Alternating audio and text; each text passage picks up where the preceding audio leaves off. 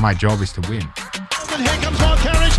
Mark Cavendish is going to do it. Mark Cavendish takes the title again. Mark Cavendish is the greatest sprinter in the history of cycling.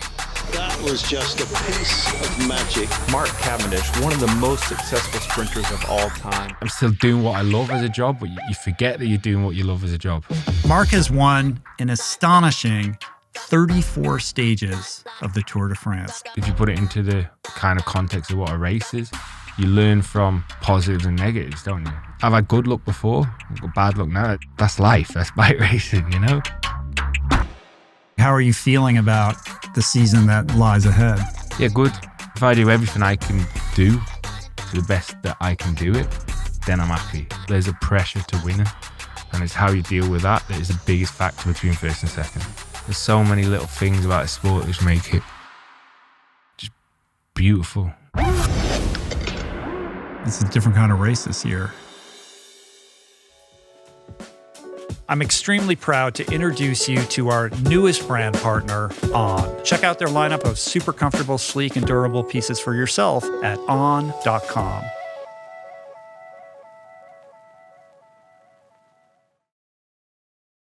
Thanks so much for doing this, man. It's a pleasure to meet you. I'm honored that you made the time. I can't imagine how you feel right now. You were in Japan yesterday. Yeah. I don't know what time it is for you right now, but you did a criterium like Sunday, right? Today's Monday. Yeah, it's so weird, like leaving Japan and then arriving here before I left. It's like being in a sci-fi movie or something. Right. You know, I've never like skipped a day. Normally I'm always between Europe, aren't I? So Yeah. we'll see how long we go before I'm like All right. hitting the microphone. with my head. We'll go easy on you, man. We're all friends here. And we're in this very unique auto garage because you couldn't make it across town. So I'm glad we could accommodate it. I know you do. I mean, obviously you do a ton of media, but you haven't done a ton of this kind of media, these types of podcasts. So, you know, I appreciate you being open to it. That's no problem. I don't actually do that much media anymore. Okay, Really? we have media commitments.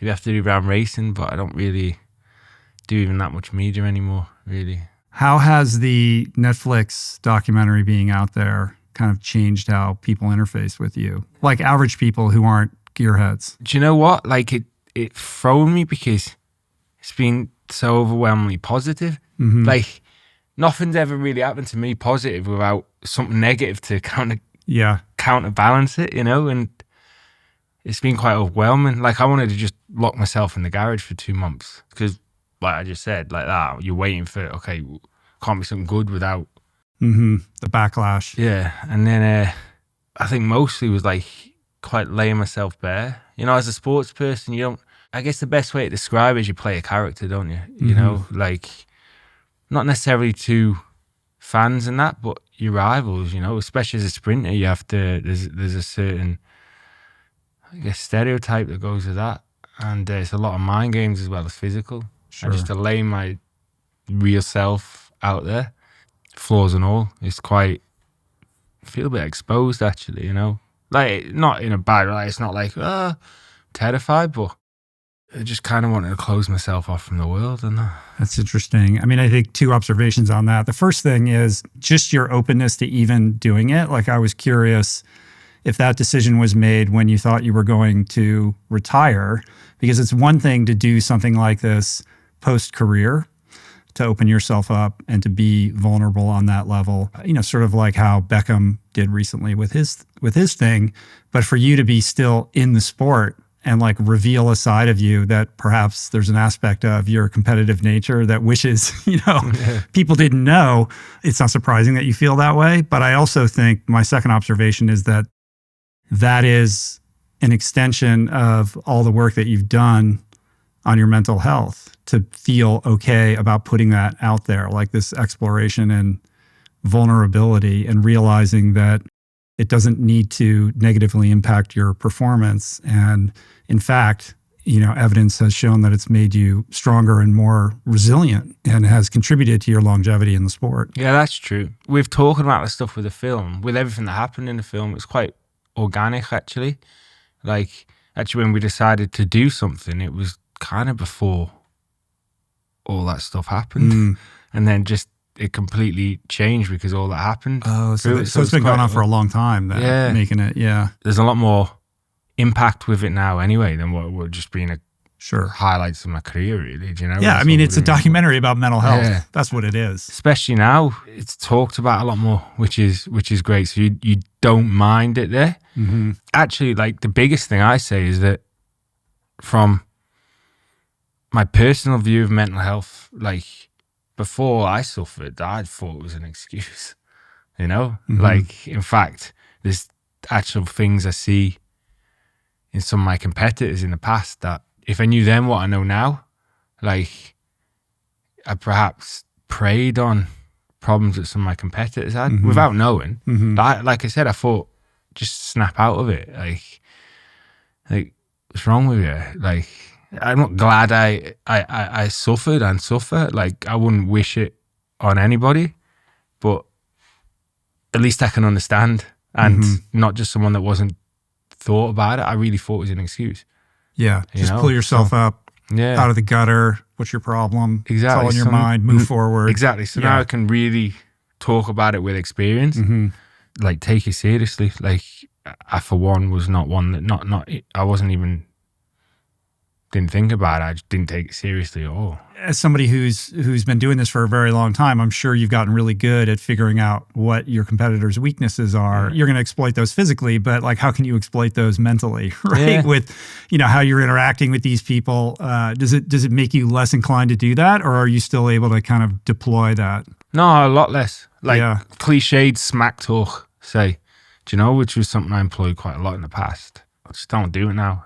Just any negativity as a whole. Do you know when they say like when you're a kid, like you make yourself better to be better. Don't make people worse for you to be better. Like it's that on a grown up level. I guess. Yeah. Do you know what I mean? I mean, you're a grown up, Yeah. and you actually seem like a much happier person, like a more grounded person. You're approaching the sport more from a perspective of joy and gratitude than just being like on that like edge where winning is everything. And it's so interesting that the documentary is called Never Enough, right? Like I'm sure your definition of that has changed from, how you might have thought of that in earlier years. Yeah. I have to kind of think back and think what I was thinking. It's hard to do that because it's just you. Yeah. Do you know? Like when you have to kind of explain who you were, it was just you. So you don't really know. You just know, like with everything in life, like with a race, if you put it into the kind of context of what a race is, you learn from positives and negatives, don't you? If you win, even though you've won, you might still have made mistakes, or you might have done something new, and you learn, and you put that into play the next time you go out. And more importantly, when you don't win, like you learn from what you did wrong and try and put that into practice next time. And life's a lot like that, I guess. You learn, the older you get, the wiser you are. Of course, the best thing for learning moving forward is making mistakes, Right. or doing things maybe you don't necessarily regret them, but maybe you think back, I would have done that different. And then you have kids as well, and that changes. that changes, exactly what life is all about and why you do things. And I don't know if it's growing up or it's what I've been through or what, but I'm just like, I used to harbor negativity, and it served me quite well sometimes because it created a fire. But I tell you, you feel a lot lighter if you just don't harbor negativity. It can be negativity towards people or towards something you've done or a rate. But it's scary to let go of that. It's a very reliable fuel source, Yeah. and it served you well. It's part of the equation. This is how I win, right? And the prospect of like, hey, you're going to have to let go of that if you want to get over this hump and continue to race, and you're going to have to find a new fuel source. I would imagine that's terrifying for anybody who's acclimated to kind of that perspective. Yeah, just enjoy it. It's kind of, it sounds so silly, it sounds so simple, so cliched, but if you can enjoy and appreciate every pedal rev, it makes everything worthwhile with what you're doing. Like, I get to do what I love as a job, and when I first turned professional, I realized that. But very quickly, I was world champion. I won everything I did. And you forget that. And I'm still doing what I love as a job, but you forget that you're doing what you love as a job. My job is to win, and that's kind of, I want to win for sure, but that pressure's put from an outside entity, Right. And, Right. So you're just so literally like a month ago, you just announced that you weren't retiring and you were coming back. So how much of that decision is about like the joy piece? Like, I love what I do. I love riding my bike. I love the camaraderie and being at these races, versus the Project 35, got to get that win and get my name up on the record boards. I have the record for most stage wins. Like, I'm joint with it. Yeah. Do I have it. I'm not taking anything away from you. You set a goal, you try and achieve it. Hopefully you do achieve it. I don't want to be like a non-playing character and just ride around the peloton. That's not fair on anybody, Everything I do is always, I want a purpose for it within everything I can control. If I do everything I can do to the best that I can do it, then I'm happy. If I know I just work hard, put myself in the best position to win. And I made the decision to retire actually just because I was happy again. Like, I lost so much love for what I was doing, I guess. Like, I forgot why I was doing it. And I wouldn't say I'd have ever been bitter, but if you start a career with a love of something you've done your whole life, you want to finish your career with that. Yeah. And finally I've got that again. And it was like, wow, it's perfect to stop. Like, fortunately, I crashed at the Tour de France, and that is what it is. I was like, I've had good luck before, I've got bad luck now. That's life. That's bike racing, Yeah. It was all sort of lined up for you last year. The crash took you out. By your own words, your motivation was super high, and you were very positive about your prospects and how you would do. So now here we are. The next year, the Tour de France course was just unveiled. Like, how are you feeling about the season that lies ahead? Yeah, good. We're starting now. And it's to say, I've done it 20 times, so I know what to do. And it's quite nice, actually, like, knowing I can build towards July. Like, it was strange for a few years that you had to fight for your place in the team to even get to July. So that would affect your preparation. If you have to fight in quotation marks, but if you have to prove yourself to go to the Tour within a team, so there's 8 riders from a team go to the Tour de France, and there's 30 riders in a team. So you have to prove yourself sometimes. Like, for most part of my career, it was a given I go to the Tour, so I do the best thing I can to prepare for the Tour de France for July. And there was these few years, like, where I had to just try and get in the team to go to the Tour. Yeah. And to do that, you need results, and that affects your whole preparation for the Tour, because you're going to races. Okay, you want results in every race you go to, but obviously you can't specifically train because you're preparing for a race, because you don't want... It's hard to... If I train hard before a race, like, I'm not going to do the best I can at the race. It's a tapering period. Yeah, of course. It's not the training that gets you better. What are you really recovery. Angling for? Exactly. And this year, it's all about the Tour. So you don't have to worry yourself with all of these like early season races. And you've got a whole team that's lined up and organized around your success this year, which is different. That's a new thing. You put it a lot more eloquently than... Yeah, but the other thing is a little different is that you meet your demons. A couple amazing people come into your life to resuscitate what everyone at that point believes to be, game over for you. And at the last minute, you're selected for the Tour in 2021. There's really no pressure on you because nobody expects anything from you. And you have had this experience of weathering your mental health journey and kind of coming out on the other side of that and entering that race with a kind of newfound perspective. Before, it wasn't anything if I won, because I won. It was big if I didn't win. All I could do was lose before. Whereas now, like, I really get the sense, both with myself, the people close around me, my wider fans, that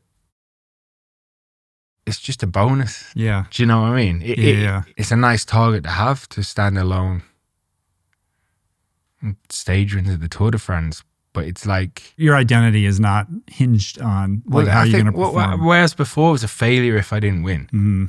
There's not many sports people that happens to. It's a failure if they don't win. Like you lose more than you win. Yeah. If you have a tennis match with one player versus one player, you have a 50% chance of winning. And you have 200 bike riders on a 200-kilometer circuit with variables that are just infinite. You know, your chances of winning significantly reduce. My team boss, Alex Vinokurov, he was Olympic champion in London. He had a big crash the year before. He should have retired. And he's like, I'm going to win the Olympics. And I was favourite for that race, and he won. And as a boss, he's incredible because he says, look, we try. That's it. All we can do is try. We put the work and we do what we can do. And he's 100% right. If we do everything we can do and someone's better, doesn't happen.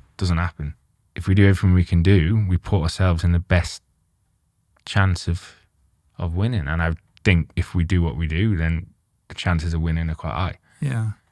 It's got to be different to have a former rider, especially of his caliber, as the team manager, really as opposed is, to just a manager who wasn't, a rider. They have a different lens on it. You feel the difference with a champion. There's riders. I talk in cycling speaking, you can talk about it a lot more broader, but in cycling speak, you have riders, you have good riders when they win, and you have people that win a lot, and it's hard to win, There's a lot of riders that are always second and third, which is good. Like I said, out of a peloton of nearly 200 riders, getting consistently second, third is good.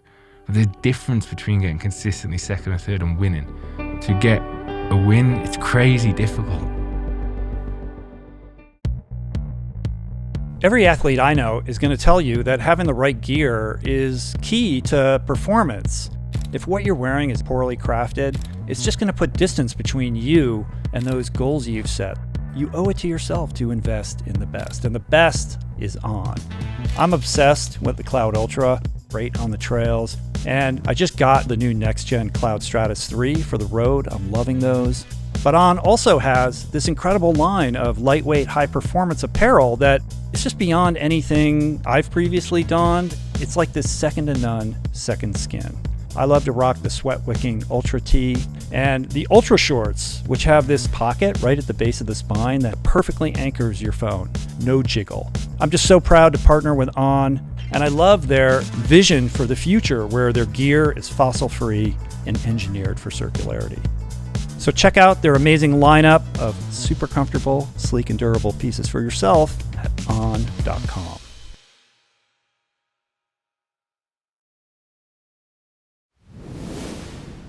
What is the difference when you look at good versus great? Like, what is the differentiator mentally? I mean, obviously everybody's training incredibly hard and they're all going to, sort of have watts in the same range and all of that, but racing's different. It's dealing with pressure. Was always my answer, will always be my answer. It's your ability to deal with pressure. It might be pressure from someone else. It might be pressure from yourself, but there's a pressure to winning. And it's how you deal with that is the biggest factor between first and second. So how has your relationship with pressure changed? I never really felt it anyway. It's more dealing with the aftermath of that pressure that was always, that's changing what I did. If it went well, obviously I'm elated, like throwing a bouncy ball in a room, whereas the other way, I probably was angry or just over emotional the other way, lashed out at myself or other people, and wouldn't sleep at night going over what happened, things like that. Whereas now there's not really that, like holding on to it. You move on straight away. It is what it is, isn't it? How much of that is a result of the work that you've done on your mental health with David Spindler and the people that came into your life at the lowest moments? Yeah, it's everything to do with it. I think it was just learning what's important. Like, we didn't do so much work as such. Like, David was really good at, he's obviously explained it to me after, but he dropped something in, like a cue for me to work it out myself. I didn't know he was doing that. things are going off the rails. You're not winning. You've got Epstein-Barr. You got no energy. You couldn't make the time cut in the Tour de France. You had to drop out. You sink into this depression. You sort of allude to some disordered eating patterns also. And it's a pretty dark hole that's starting to impact your marriage. Like your whole life feels like a house of cards that's falling in on itself. And this guy, David Spindler, comes out to the Isle of Man, right? And hangs out with you and just seems like he's just trying to understand you and get to know you. And it would appear from watching the documentary that a big part of the way in towards solving this problem was helping you reconnect with the joy that brought you into cycling in the first place. Like when you go to the field where you first learned how to ride, and he starts to understand and see that that's what you need to recapture in order to rebuild. Yeah, make me just realize why I ride my bike. It's as simple as that. And getting you over the hump on this idea that maybe you need and could accept some help, right? Like this idea that mental health is actually a thing. That was a pretty big hurdle, actually. Yes. How did he crack you open on that one? I knew something was wrong. It was when, like, I went and got all the tests. The doctor, Helga, he's someone I trusted so much. I want to talk about everything that I felt, but the irony is I didn't feel anything. You try and think back, and it's like thinking back into an abyss, really. Do you know? It's quite strange. Just being numb and like losing that enthusiasm for life. And it's different to being sad. Do you know? I think what I used to not understand, I used to think it was just, you're just sad. Like, it's not sad. It's a good way to describe it. Is you're sad, but you're not sad. You're just not happy. You're just not anything. It's quite easy to see somebody who maybe they themselves don't know something's wrong. It could be quite easy to dismiss them as like feeling sorry for themselves, but they're not. Yeah. I wonder, like in your case, how much of it is like a brain chemistry thing, like there's something broken in the wiring that needs to get, figured out and reconfigured on the one hand. And then on the other hand, this idea that your identity is so wrapped up in being a champion, somebody who always wins. And when suddenly that's not happening, like there's an identity crisis. Like, who am I? Or, my purpose is to win races and I'm like a machine for victories. And when that's no longer the case, like, it's hard for me to dissect that because it's obviously observations from the people around me. Do you know? You don't feel like that at the time. I didn't feel like that. I still kind of don't feel like that I had an identity that went because I couldn't do it. I'm just me. I don't know any different to how I know, you know? It's more observations from the people knowing me, like, and it makes sense and I wholeheartedly agree with what they say. Unfortunately, I can't analyze it. Right. But what were some of the things that you began to do that started to, allow you to claw out of it or start to see the light? People around you, the be all and end all. Like, I'm very lucky that I had some very good people around me, that were patient and just, help me put things in perspective, really. Beyond your wife, your family, the two people that come to mind beyond Spindler are Vazi, who comes in as your coach, and you seem to immediately like resonate with him, and it feels like he understands you and has a way of communicating with you. But he's just straight. I've always appreciated someone that's just straight. Okay, you learn as you're older, you can be straight and still be diplomatic, I could say, you did that wrong. Doesn't help anyone. You might do something wrong. Instead of just going, you did that wrong. That's it. Like, what do you gain from that? There's no point saying a negative without some sort of solution. You did that wrong. You maybe could have done that there and it would have gone this way instead of that. It's the same thing, but it's a positive in how you say it. And I've learned to do that by still being straight. And Vazi was straight with me. It's quite refreshing to have someone that just tells you straight, And did he also he brought a different kind of structure to your training, like the physical part of it also? He brought our structure to my training. Yeah. I've had a structure before, really. With that much time that I had away from cycling, really, you lose your physical ability as well, you know? So that takes a time to build up. I'd been professional by that point over a decade, like, and the resilience and that you build up over that time is compounded from years and years of kilometre after kilometre after kilometre.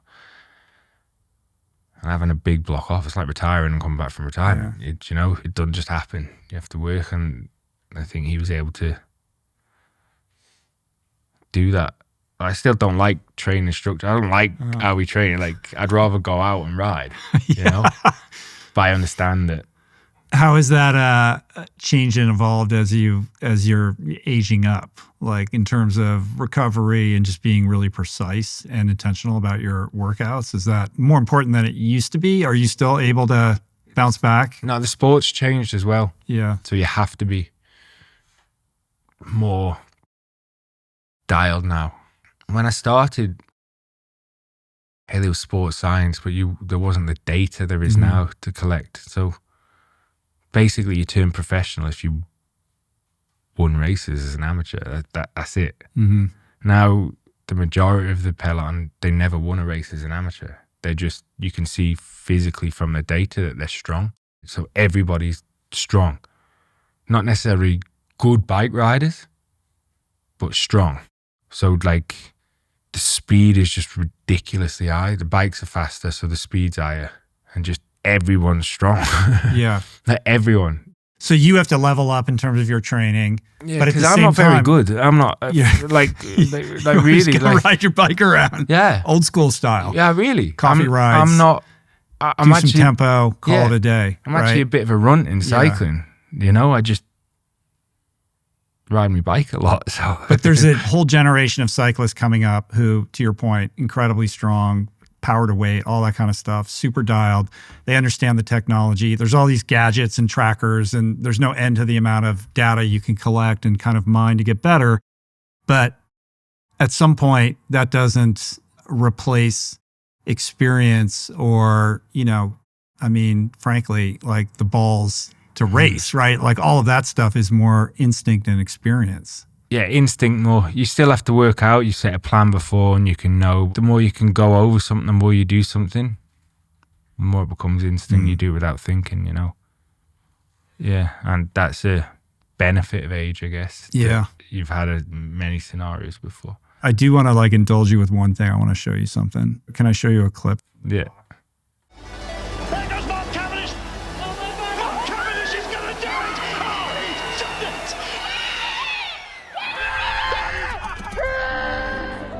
Fucking hell. Just something unbelievable. And I was so proud. That's an amazing moment, man. Yeah, it's nice. What does it bring up for you to watch that now? I mean, you're so emotional. It's just this amazing catharsis where, you know, everything that led up to that, you know, finally you could kind of let it go. Just like my wife Peter said, just holding on.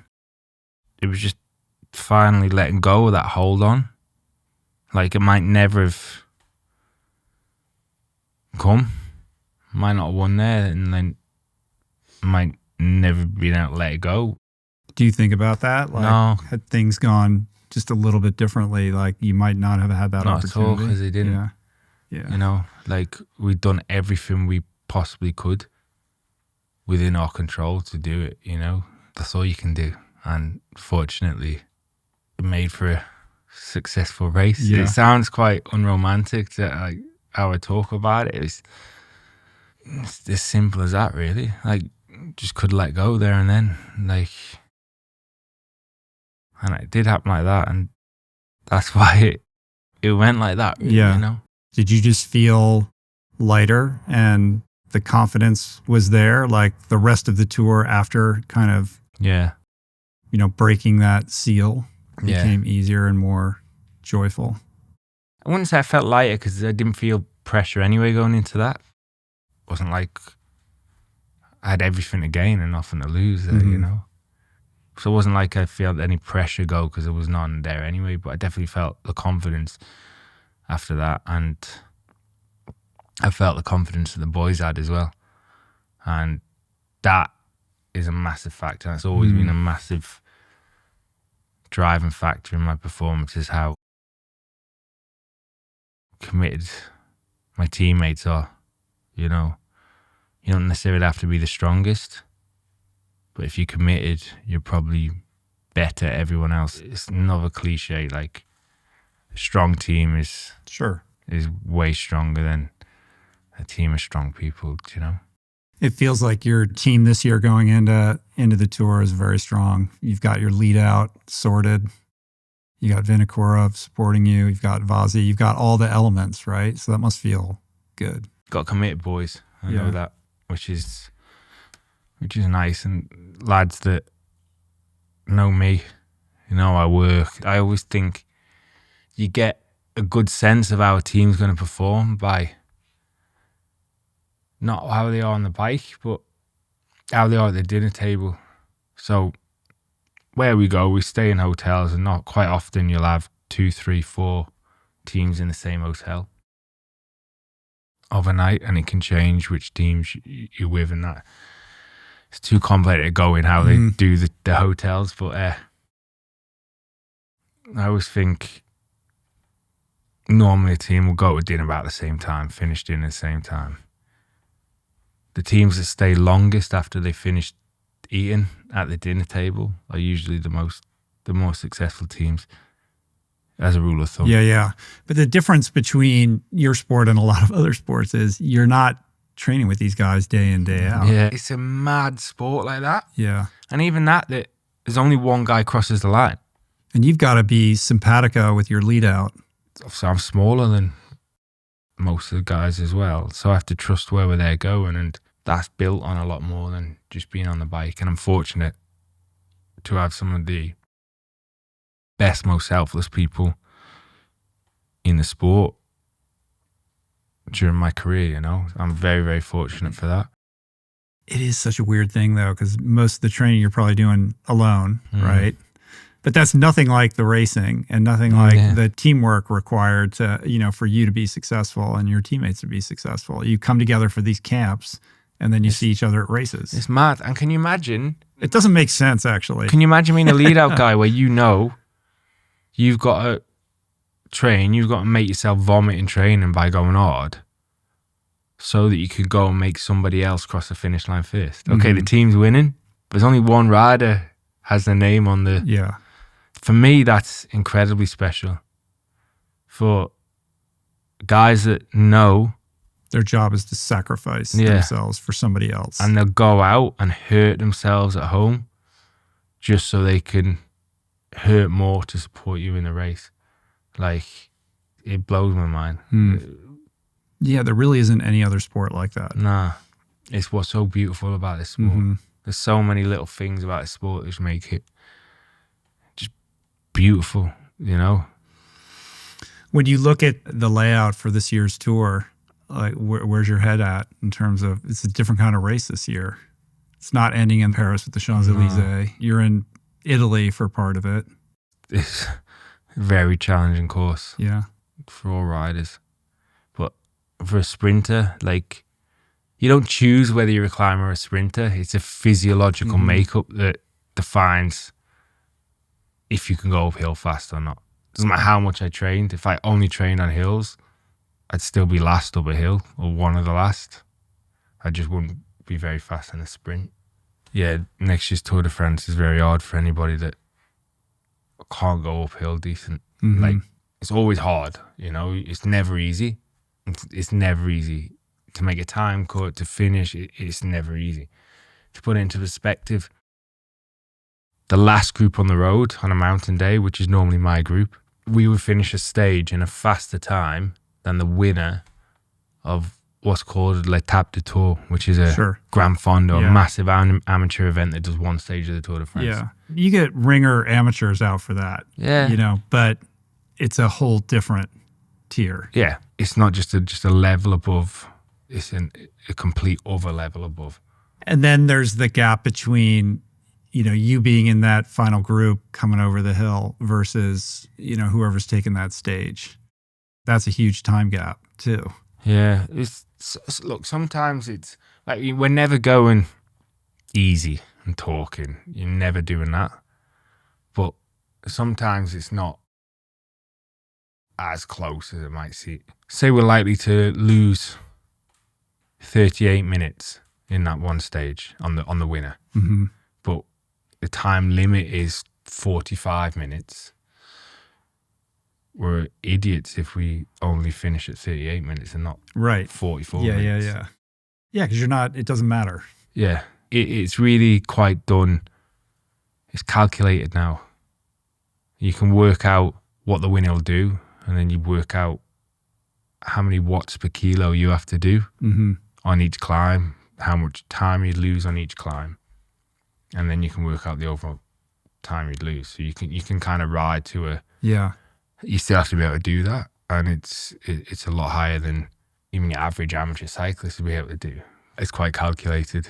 It's a math equation, you know, for you. You know exactly, and you've got it's about efficiency because you're looking at the whole event and where you're going to make your mark. It's not going to be on the hill. Exactly. I might be taking the show away from the commentators. They have to make a story about it and make it exciting, but it's look it's not that exciting. How much he's hurting at the back. Right? You're just like, no, I'm doing this on purpose because I got in 3 days I got this other stage that I'm thinking about. There's times when we're fighting to make the limit. There is. I can't deny that.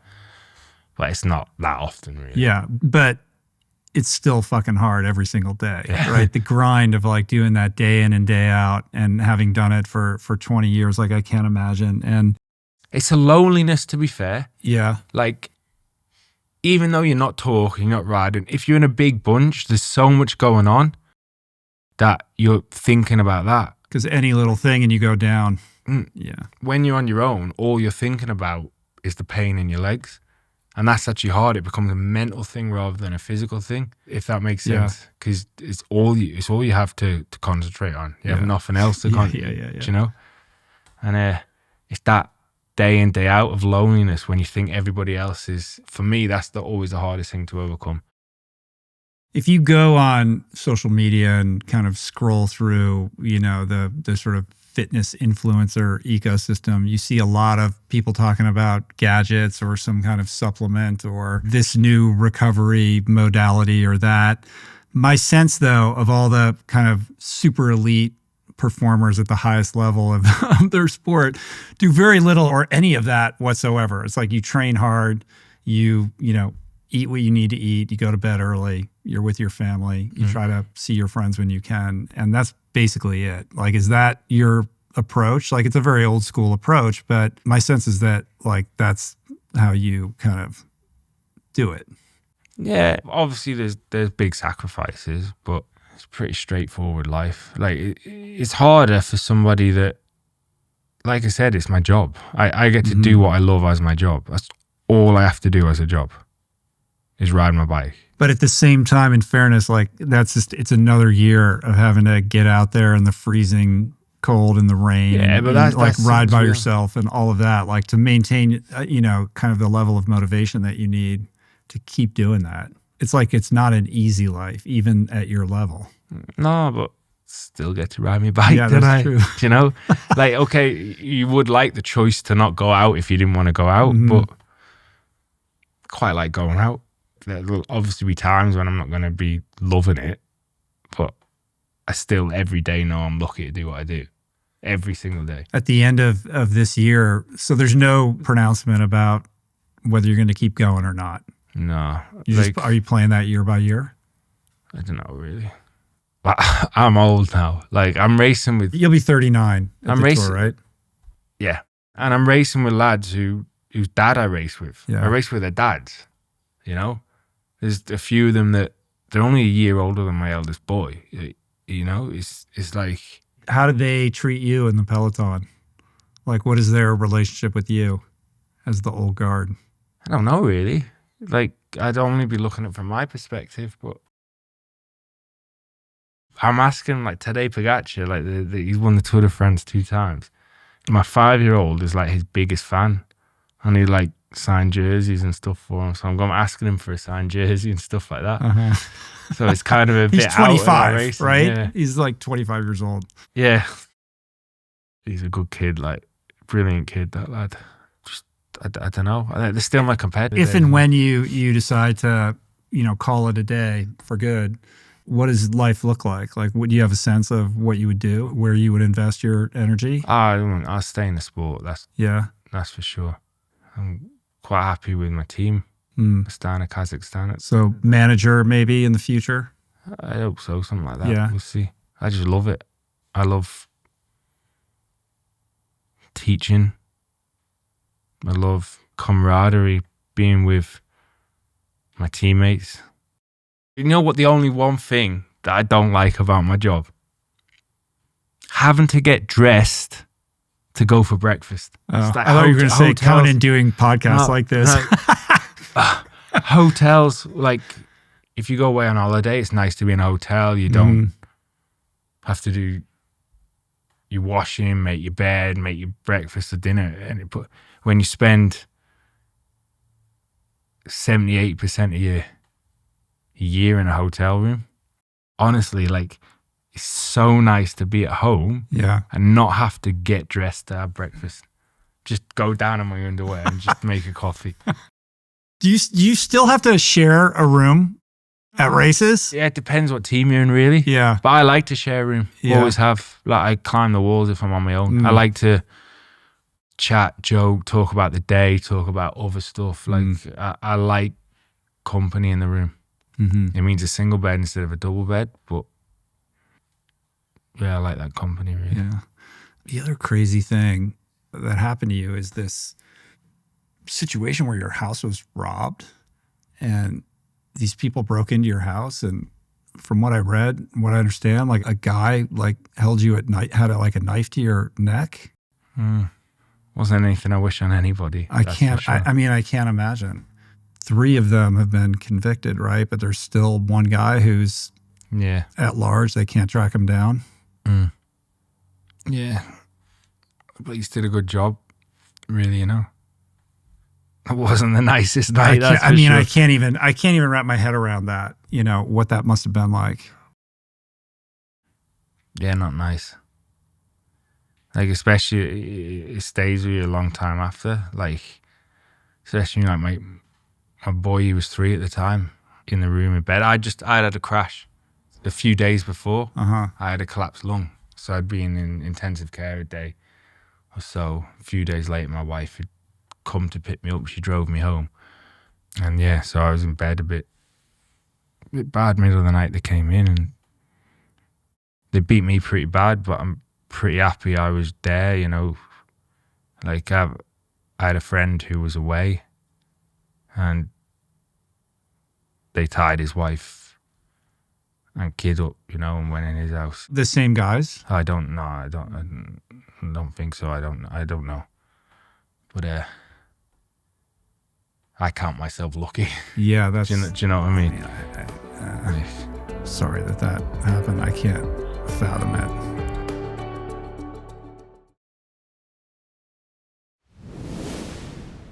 With all that you've kind of accomplished and all the growth that you've experienced, how do you think about like the young Mark?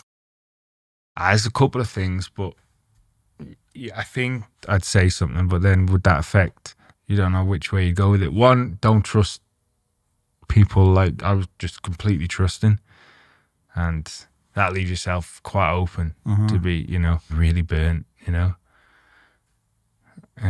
like be a bit more. Don't open yourself too quickly with people. That's something. But yeah, stay humble. I think I know when I was younger, could have been a little bit more humble at times, and I wish I had been. That's even like talking about before, like when I like smack talk using somebody's what I perceived as mental weakness against them. Yeah, but I didn't know. It's not an excuse, but at least I also know you were winning everything, right? So what does that do to a young mind when you trust people that aren't going to tell you right? Someone needs to hit you around the head and say, stop that. Right. Who's giving you the honest feedback? You didn't have that when you needed it early. No, not really. When I was pro, you know. Why? It's quite common in professional sports. It's like that, you know, you're a product. At the end of the day, like, it's entertainment. You're a product, you know? Like, as a person, you're human, but as a sports person, you're a commodity, you know? Yeah. We could see this person, you know what I mean? And I was so happy with how they did that. Like, it wasn't my film. I didn't have editing rights and that on the film, you know? And I really believed the director, Alex, the producer's pitch, Netflix. I'm so happy they didn't make it look all shiny, and like they really showed flaws and how shit I can be as a person, but also how vulnerable I can be as a person. You know, they really showed that. I was quite humbled that they did that, really, do you know? Well, I think that's why it works, you know, and I think that's why it's meaningful. And I think that, you know, I mean, first of all, I commend you for opening yourself up to, you know, be available for that type of narrative and conversation. You could have easily said, I'll revisit this when I'm done with cycling. You know, I did. You know what I mean? You did. Oh, no, it was quite hard to film some of it. And Alex, the director, was super patient. Like really, really, really patient. And I think he was incredible to be able to open up to like that. And how he stayed like that and just let me do it. Because it's hard to talk about as well. Like trying to analyze struggles you have can kind of put you in a dark place again, you know. And you don't mind if you can share your experiences and maybe somebody relates to it. It's worth doing then, you know. We do too much and it's talking negatively, it can spiral you down, you know. Well, I think it's also an important piece in a larger conversation around like elite athletics and mental health. It kind of pulls the veil on this idea that somebody like yourself or, you know, high performer X, Y, or Z, they're immune from these sorts of conditions and they operate differently than normal people, when in fact, like the pressures are very real and you're human just like everyone else. And you giving voice to this gives other athletes permission to do that because, as you know, like everyone is in this situation where they feel like if they're vulnerable, like that's gonna really harm their career. Like if they let anybody know that they're actually hurting, that's a chink in the armor that they don't want their coach to know, they don't want their competitors to know. It might not bode well for them getting re-signed or whatever it is. Unfortunately, even if it's not just them thinking that, it is detrimental because there's a lot of people that don't understand, you know? Right. Like, unfortunately, it's like that. And it can be hard for an athlete or a non-athlete to deal with their demons, or deal with what's going on, or know there's something wrong and be able to do something about it. That's one thing. That's a struggle in itself. But when there's other people making decisions based on the perception of you that you can't, it's actually more detrimental. Like if you're trying to fight against something, like exactly what I was doing. It wasn't like I was trying to fight against what was going on with me. I was having to battle against obstacles that were put in the way. And that's the problem that unfortunately you're facing when it's universally misunderstood, like mental health. And it's not to feel sorry, like it's not to feel sorry for someone. Never want anyone to feel sorry for me. Like, why would you feel sorry? It's not something that's good or bad, it just is. But it's an understanding that you don't need to put obstacles in the way. Making it harder than it already is. Exactly. You know, to come out and talk about these things. And I think, sort of the uninformed view of kind of what happened to you when you were in your lower moments is, listen, you know, he had a good career, but it's not happening anymore. Like the train is moving on, you know, and like Mark will figure it out and do something else with his life. But the people who thought that have never done anything that I've done. So how could they? How could they put themselves in a position to think that? That was always my thought process. How can they say if I can do it or not? Because they've never done anything that I've done.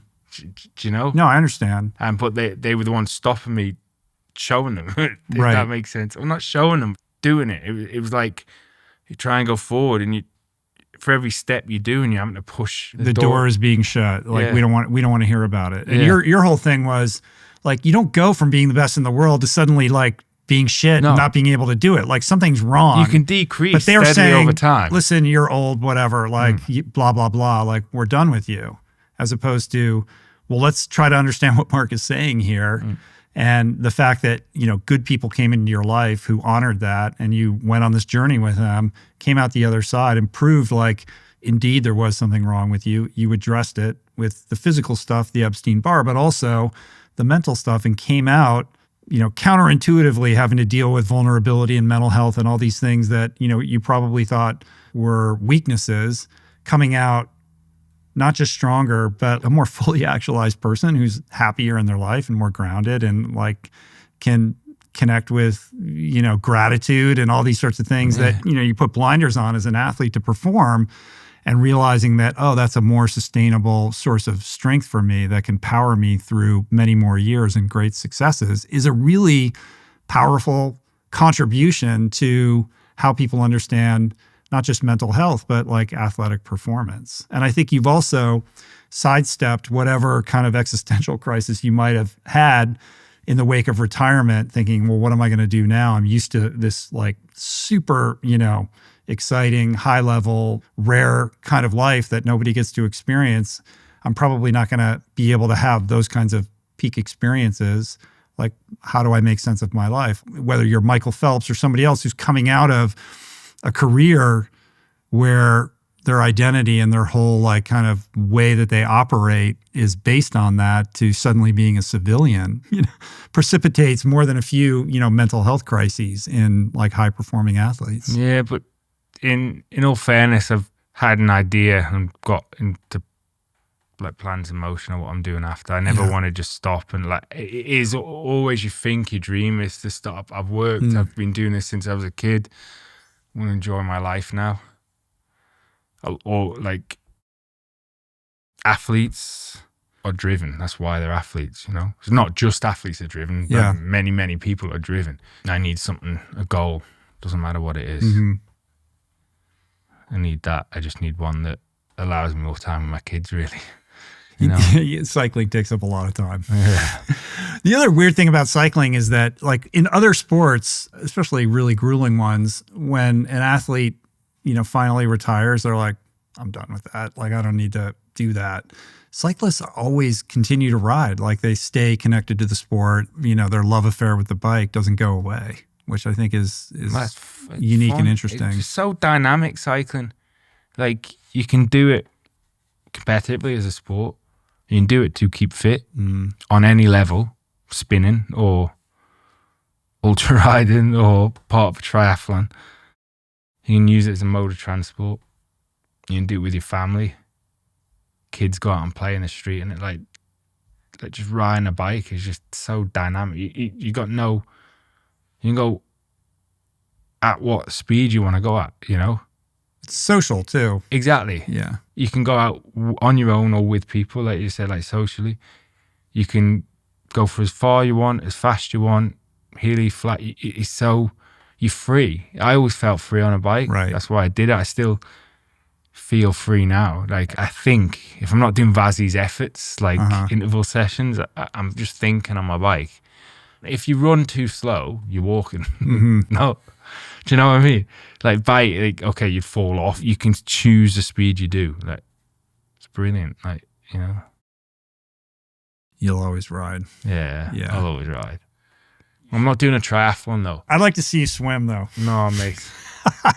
No, like, I was at the World Ironman Champs in Nice, and you were? I was like blown away. It's impressive. It's incredible. The But it's sport so has come a long stupid. way. It's so stupid. Putting your body through that is like, Says the guy who's in the Tour de France 20 times. I'm just one thing. I'm just riding a bike. Yeah. Well, I'm trying that doing thing's that and then over in a running day around. though, Yeah. Do you know what, actually, more than the pros, is the people that are coming in at midnight, like being like, Yeah, that's special. like however many hours, 16 hours, whatever. Like, it's easy to push through physical barriers and mental barriers. Like, even before I had all my problems and that, it's how far you can push yourself mentally. And like, doing that much time like that, being out there with just you and your body, so impressive. Yeah. Like, it's life changing. So I mean, it's one thing to be Sam Laidlow or Christian Blumenfeld or what these guys, on the rivet for 8 hours. But the people who are coming in at 12, it's like they're out there so many more. They're suffering longer, right? It was impressive. Yeah. So I don't know. Maybe you're gonna. Not a chance. My team boss Vino, he was world champion. Yeah. He won the world championships there, like age group. Right. 50, that was a while back. I think you should design kits with Paul Smith. Yeah. He's your guy, right? Yeah, he just loves cycling. I know. He raced when he was young, like, and the nicest person you'll ever meet. He's still like coming up with designs for cyclists too. Yeah. If there's one thing that you're kind of focused on and working on for this year, like what is the hurdle you're still trying to overcome to unlock, that next level of performance for yourself? Or like what comes up, like this is what I really need to work on. This is my weakness that I'm focused on right now. Don't know really. Like I look at like last year and I have a lot more things in place for next year than I did even last year. But say the Tour de France is a lot harder. Mm-hmm. I have to adapt to that. When they unveil the course, how does that impact?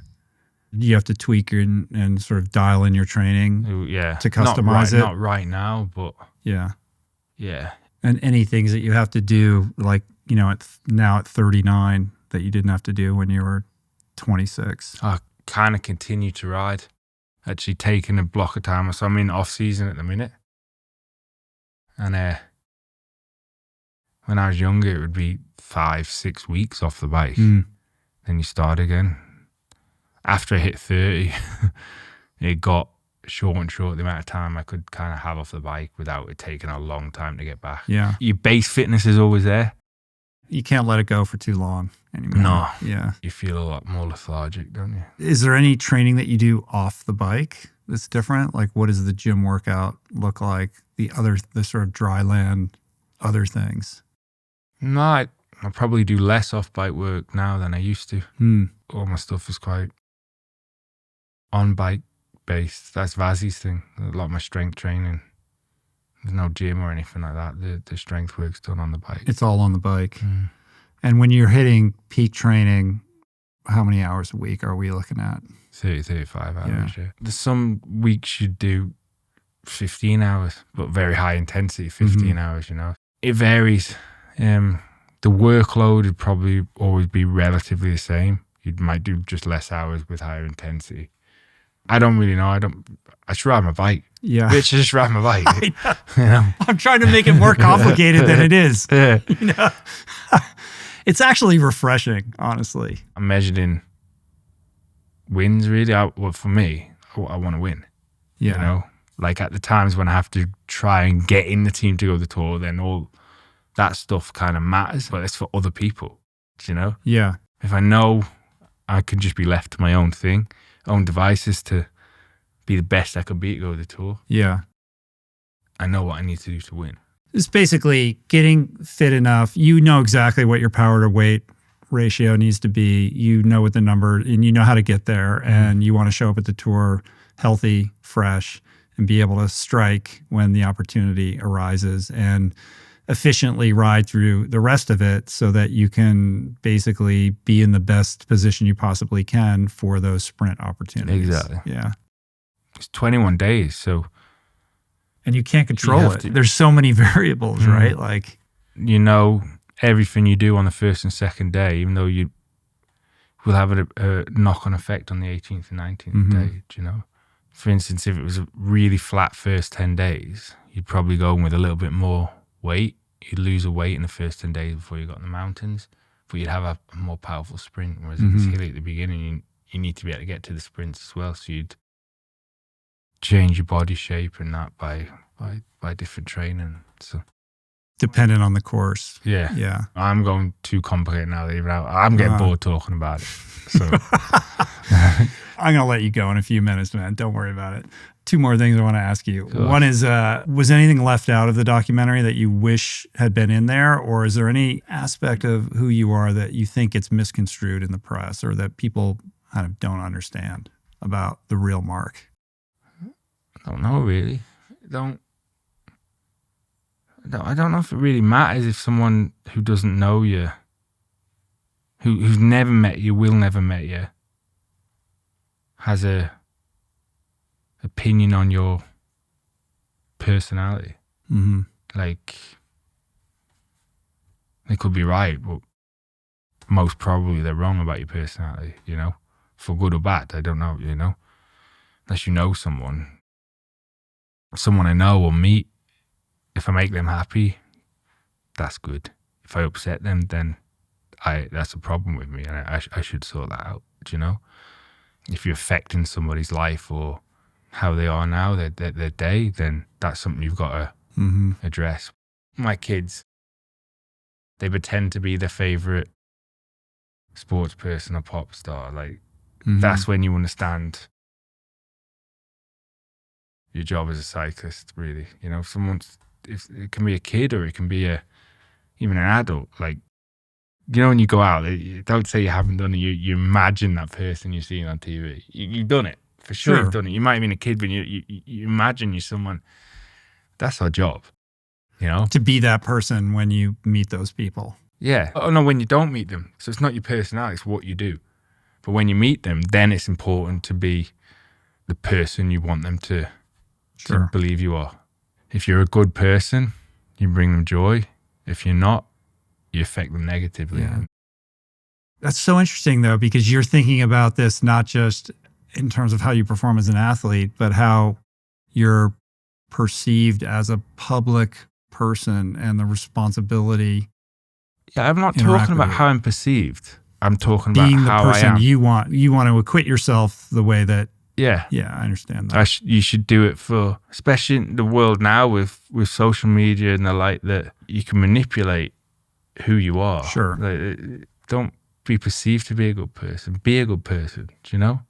Like, it's like you shouldn't even have to say that. You know what I mean? You do. I have heard things about.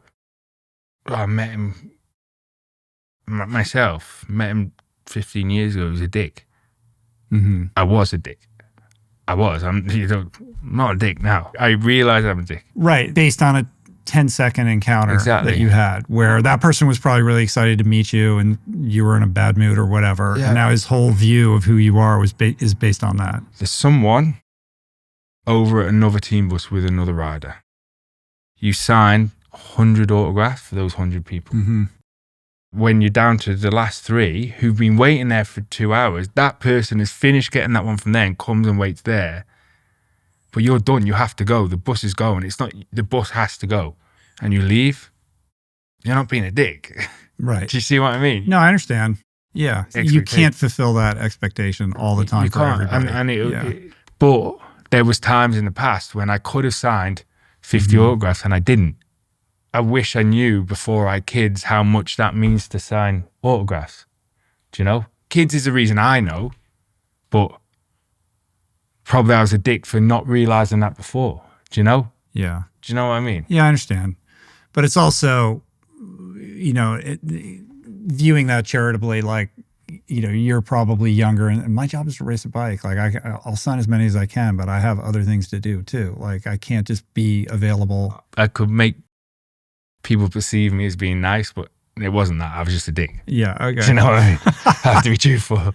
I didn't really care. Right, I get it. You know? But I don't see a dick sitting across from me right now. I see like a pretty nice, grounded dude. And I guess like that leads to the final kind of question that I want to ask you, which is, you know, this podcast thing that I do, if there is like one overarching theme, it's really about growth and evolution and change. Like, how can we become better people? How can we be more fulfilled, you know, live more purposeful, meaningful lives, you know, be a little bit more compassionate and self-actualized. And when I look at kind of the changes that you've gone through and your own personal transformation and growth as not just an athlete, but as a human being in this kind of mental health journey that you went on. Like, I see somebody who's earned their transformation. Like, you've grown up in a lot of ways, right?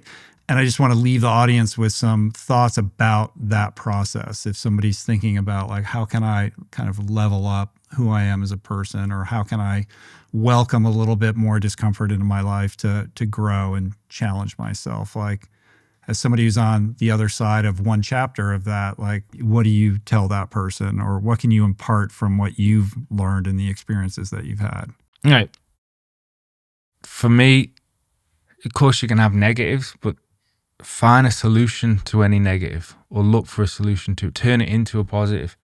Like, negativity drags you down. And that's not to say just don't be negative, because that's like saying before, just don't be depressed. That's not, you know, it's, if you can find solutions to whatever negative thing is going on, it doesn't have to be negative thoughts. It don't have to, just anything that, there should never be a problem. You should look at the solution to the problem. Just, I can't do it because there's a problem, or I can't. You might not be able to do it, but it turns it into a positive rather than a negative. And it's a massive weight lifted. Like, the glass is always half full. It's not half empty. If you can look at life like that, you can do what you want to do, you know? Just take it from experience, because I never thought like that before. And it's been an absolute game changer to me. Not harboring negativity, finding a positive way to look at things. That's a great way to go into this season, man. I'm happy Thanks, for man. you, dude. You know, it's cool. It's really cool to, you know, you're so clearly in this really good place in your life, like, emotionally. And it's one thing to be in that place, and it's another thing to recognize it. Like, you really recognize, like, this cool life that you have, and the opportunities that you have. Thanks, man. I'm lucky. Yeah. Like, how I have an incredible wife that stuck by me through everything, and I realize what I have. I've got an incredible, beautiful family. I get to do what I love as a job. Yeah. There's nothing to, things are perfect, you know? That's a good way to end it, man. Things are perfect, right? Thanks, man. That was great. You're an inspiration. You know, I've been a fan for a long time, but now, you know, knowing you a little bit and getting to know you through the documentary, like, I really appreciate, you know, the journey that you are on and what you're trying to do, man. Thank you. I'm really excited for the season to come for you. Thanks, Rich. Thank you. Cheers. Thanks for doing this. Peace.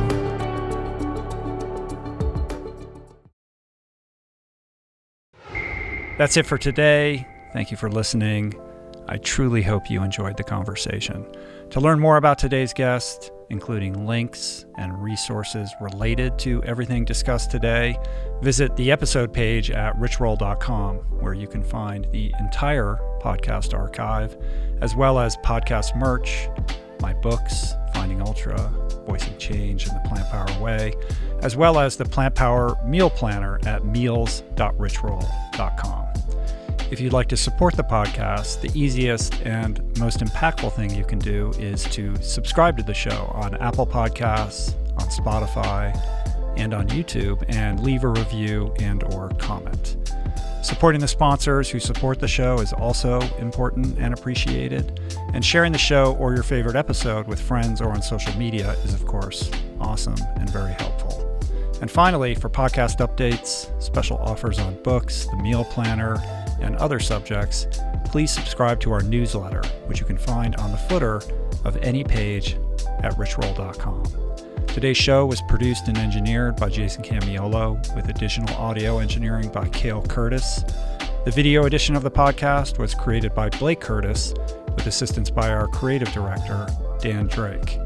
Portraits by Davey Greenberg, graphic and social media assets courtesy of Daniel Solis. Thank you, Georgia Whaley, for copywriting and website management. And of course, our theme music was created by Tyler Pyatt, Trapper Pyatt, and Harry Mathis. Appreciate the love the support. See you back here soon.